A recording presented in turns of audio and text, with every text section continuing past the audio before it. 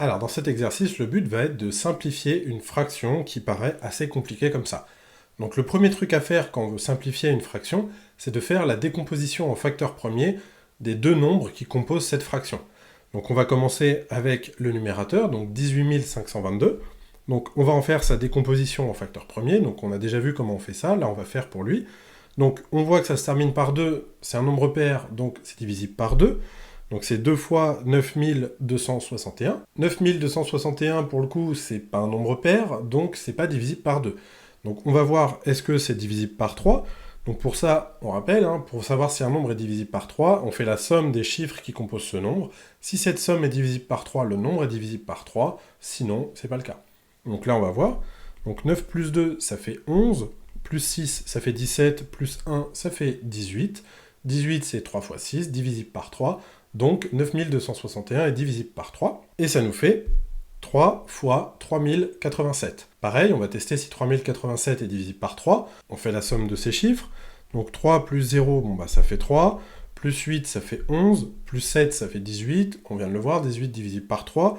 Donc 3087 est divisible par 3. Et donc ça nous fait 3 fois 1029. On reteste, 1029, est-ce que c'est divisible par 3 ? 1 plus 0, ça fait 1, plus 2, ça fait 3, plus 9, ça fait 12. 12, 3 fois 4, divisible par 3. Donc, 1029 est divisible par 3, et c'est 3 fois 343. On teste pour 343. Donc, 3 plus 4, ça fait 7, plus 3, ça fait 10, c'est plus divisible par 3.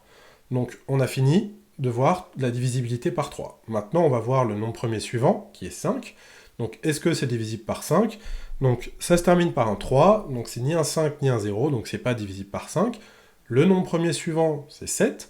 Donc, on rappelle, pour savoir est-ce que 343 est divisible par 7, la méthode, c'est de séparer ici au niveau des unités, donc juste après les unités, de prendre le nombre qui reste sur la gauche, donc ici ce sera 34, d'ajouter 5 fois le chiffre des unités, et voir si le résultat est divisible par 7.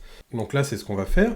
On va prendre 34 et 3, et on va faire 34 plus 5 fois 3, est-ce que c'est divisible par 7 ? Donc 34 plus 5 fois 3, ça nous fait 34 plus 15, et ça fait 49. Bon bah 49, on reconnaît, c'est 7 fois 7. Donc on a bien que 343 est divisible par 7, et du coup c'est 7 fois 49. Bon bah 49, on vient de le voir, c'est 7 fois 7, donc on écrit 7 fois 7. 7, bah, c'est 7 fois 1, donc voilà, on est atterri sur 1, donc notre décomposition est finie, maintenant il n'y a plus qu'à réécrire. Donc juste avant de réécrire, on rappelle, on va compter le nombre de fois qu'apparaît chaque nombre premier. Donc 2, il apparaît une fois, 3, il apparaît 3 fois, et 7, il apparaît 3 fois. Donc on n'a plus qu'à écrire la décomposition en facteur premier de 18522, et donc c'est 2 fois 3 puissance 3 fois 7 puissance 3. Donc voilà pour 18522. On va passer au suivant maintenant, qui est 39272. Donc on va recommencer le principe. Donc c'est un nombre pair, divisible par 2, c'est parti. Donc c'est 2 fois 174 636, pardon.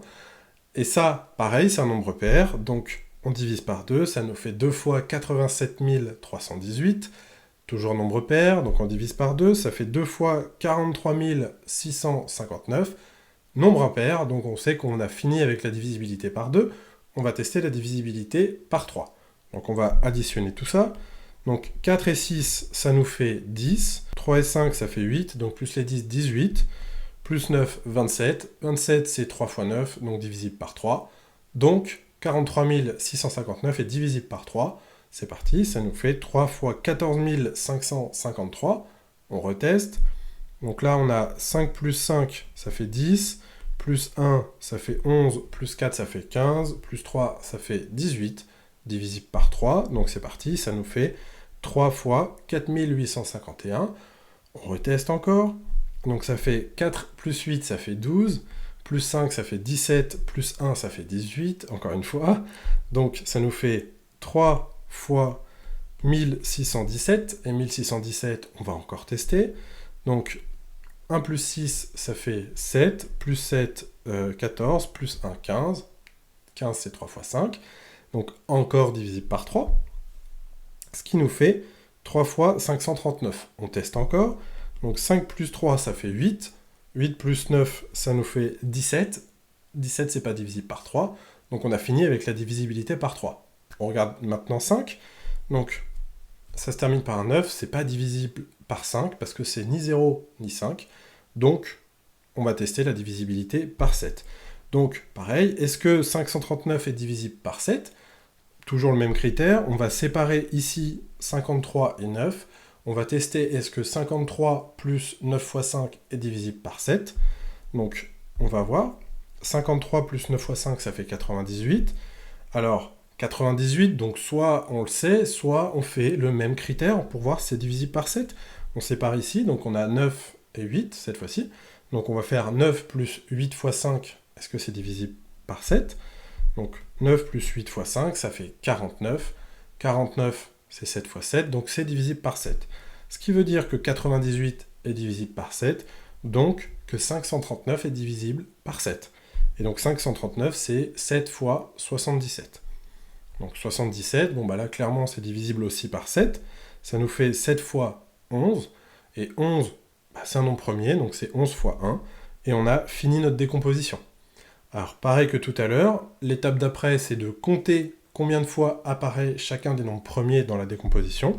Donc les 2, on en a 3, les 3, on en a 4, les 7, on en a 2, et les 11, on en a 1 du coup. Donc on n'a plus qu'à réécrire la décomposition en facteur premier de 349 272. Ce qui nous fait 2 puissance 3 fois 3 puissance 4 fois 7 puissance 2 fois 11. Alors maintenant qu'on a fait ces décompositions en facteur premier, donc on va les réécrire pour les avoir sous les yeux. Donc voilà les décompositions qu'on a trouvées.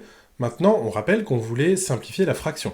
Donc ce qu'on va faire, c'est on va réécrire la fraction de base qu'on veut simplifier, et au lieu d'avoir les écritures en nombres comme ça, on va utiliser les écritures en décomposition en facteur premier, du coup, qu'on a trouvé. Donc ce qui nous fait cette fraction-là. Alors maintenant, ce qu'on va faire, c'est on va simplifier nombre premier par nombre premier, et on va voir à la fin ce qui reste. Donc pour commencer, on peut simplifier en haut et en bas par 2. Donc en haut, il n'y a plus rien, et en bas, il reste 2 puissance 2.